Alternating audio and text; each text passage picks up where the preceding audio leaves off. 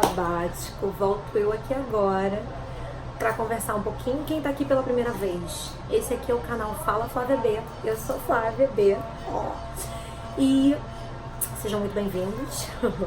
Tem uma curtida aí depois, caso vocês curtam mesmo, dividam com os amigos, enfim.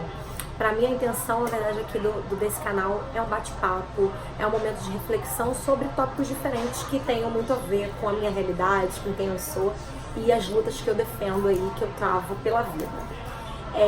Bom, hoje eu vim falar do manifesto de eu favelada para essa sociedade preconceituosa que a gente habita, né, que a gente vive.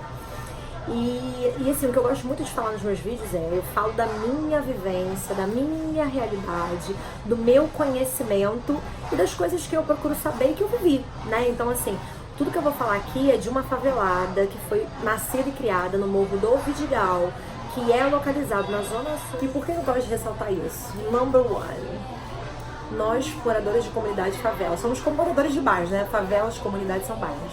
Eu falo favela porque, assim, pra mim muda o seu nome pra comunidade, mas não muda a infraestrutura do local, não muda a forma como a sociedade nos vê. O que muda, enfim, né, comunidade, favela? Então eu me considero, sim, moradora de favela, favelada, e pra mim a questão da nomenclatura, se não há uma mudança estrutural em todas, como a forma como a gente é visto, e também na estrutura da comunidade ou da favela, não faz tanta diferença assim, enfim. Mas por que eu ressalto essa diferença? Porque é muito diferente, por exemplo, se a gente estiver falando de uma favela na Zona Norte ou na Baixada do Rio de Janeiro, ou se a gente está falando de uma favela em outra cidade. Como são os bairros, né, gente? Cada bairro, cada localização, ela tem as suas particularidades e, óbvio, tem suas similaridades. Então é sobre isso que eu tô falando, pontuando essas diferenças. E aí enfim, eu comecei a pensar sobre um monte de coisa, né? Hoje a gente tem um governador da cidade que defende a ideia do fim da violência com a violência, né? E eu vivenciei a questão do tiroteio, guerra, né, entre o tráfico e a polícia, entre o traficantes de diferentes facções. Eu vivenciei isso durante alguns anos da minha vida. Então isso não é uma tática nova, essa tática de combater a violência com a violência, principalmente nas favelas, que, segundo a ideia, seriam os focos da operação policial para terminar ou desmantelar os criminosos, o tráfico de drogas e tudo isso. Só que a gente sabe que a droga não chega de helicóptero, não é jogada assim, pum, caiu no meio do morro assim, ou nasce, se planta lá não, né? Ela chega, enfim, né, por outros meios. As armas também chegam por outros meios, elas também não são fabricadas lá dentro da comunidade.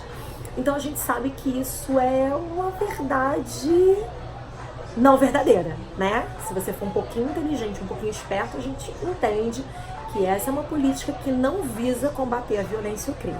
E aí, por que também eu falo isso? Eu tenho 35 anos, eu fui nascida e criada no Vidigal, e o que eu vi foi um aumento da escala de violência, de uns 15 anos pra cá, se eu posso dizer por aí, ou até um pouquinho mais. Então, assim, o que houve foi um aumento e uma disseminação da violência, e não o contrário, como se gosta de pregar aí, quando se defende esse tipo de política assassina. E nesse tipo de política assassina, a ideia de exterminar, né? A ideia de extermínio do povo pobre e do povo preto. Porque eu sempre faço essa analogia, né? Que a favela hoje é a senzala de ontem, né? Se você estudar um pouquinho e você se atentar como é que foi o processo de abolição da escravatura, que não foi um presente de Princesa Isabel, e sim veio da luta dos nossos antepassados, você percebe que acabou-se com a escravidão e aí deram de presente para aquele pessoal que trabalhou durante 400 anos para construir o Brasil de graça, que não ganhava nada. Falaram assim: então, agora vocês estão livres, gente, vai pra rua, né? Porta da rua, serventia da casa, maravilha, não tem dinheiro, não tem nada. Então você começa, obviamente, a criar esse tipo de gueto, favela ou qualquer outro nome melhor, mais bonito que vocês queiram dar. Então, a ideia que eu sempre tive quando eu fui, enfim, trabalhar e tudo, e vejo, né, os comentários das pessoas quando existem guerras na comunidade, né, coisas como: o que vocês estão fazendo aí? Vocês que escolheram morar aí, umas coisas bem absurdas. Eu sempre penso que a sociedade, ela olha para os pobres e para os favelados como se a gente não fizesse parte daquela sociedade, né? Acho que nem humanos eles consideram que nós somos, né? Nós somos o engodo da sociedade, nós somos aquilo que a sociedade não quer, nós estamos à margem da sociedade. Mas existe também um processo de retroalimentação, porque nessas comunidades, nesses locais pobres, nesses guetos, que saem as pessoas que vão trabalhar para essa parcela da sociedade que fala que bandido bom é bandido morto, mas não pensa em ações que poderiam evitar que esse bandido bom, bandido morto de hoje não se torne bandido amanhã, né? E a gente tenha que matar.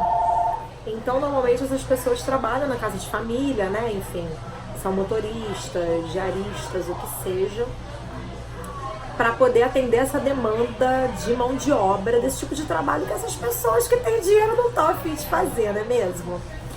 E aí eu fico pensando muito, né, assim, pelo menos a minha comunidade, vou tomar a minha comunidade como exemplo, o que eu vi de ações que realmente promoveram a diferença, né, que realmente não foi o tiroteio, tá? Esse tiroteio de polícia com ladrão, ladrão com polícia, enfim, o que traz é só desespero, porque você escuta tiroteio, não tem hora pra começar o tiroteio, se é de manhã, de tarde, de noite, se seu filho tá indo pra escola, se você é idoso, tá indo pro hospital, o problema é seu, porque o tiroteio ele vai acontecer. E aí as pessoas são baleadas, né? Porque você também não para de viver sua vida. Você tem que trabalhar, você tem que pagar suas contas, então você tá ali, ó, tentando, enfim, fazer o possível para ter uma vida normal. O que é bem difícil diante de uma realidade como essa, né? E aí também, assim, não se considera nem as crianças faveladas como crianças, né? Porque briga-se tanto por coisas que crianças não podem ver, aí você vai no morro, você vê ali, ó, tiroteio, polícia, arma, bandido, tudo, né? E aí tá tudo bem, tá tudo certo, porque é favelado, né? Nem criança, né? E o que eu vi na minha comunidade que fez a diferença foram ações de ONGs. Pasmem, as ONGs fazem coisas muito positivas. Se você não sabe, procure saber, de repente vai ser voluntário, que isso aí ajuda dessa. Então lá no Vidigal a gente tem o Nós do Morro, que é um projeto voltado para arte, né? Arte, cultura. Eu mesmo fiz parte do Nós do Morro, meu irmão fez parte. Vários amigos que eu tenho descobriram o seu talento e o seu chamado para arte através do Nós do Morro, né? E o Nós do Morro não modificou só as pessoas que faziam parte do projeto, mas a gente também. Eu tive acesso ao teatro, eu tive acesso à arte, eu tive acesso ao cinema dentro da minha comunidade, né? Tinham vários eventos que eles promoviam que eram ótimos, show das 5, show das 7, quem é daquele tempo sabe. E aí a gente viu a transformação através da cultura, através da arte com o Nós do Morro. A gente tem o Rafi Giglio, que ele tem um projeto de boxe. Então, por exemplo, nas últimas Olimpíadas eu fui assistir 2 atletas que são nascidos e criados no Vidigal. E isso é incrível. Então a gente vê aí que uma outra porta de possibilidades é o esporte. E no Vidigal, que assim é uma comunidade realmente muito abençoada, eu vou te falar, que a gente sempre teve esse contato com a cultura muito forte, muito próximo, e isso fez a diferença. E eu vejo através da educação, né, gente? A educação, ela é realmente um agente de transformação, um agente de mudança.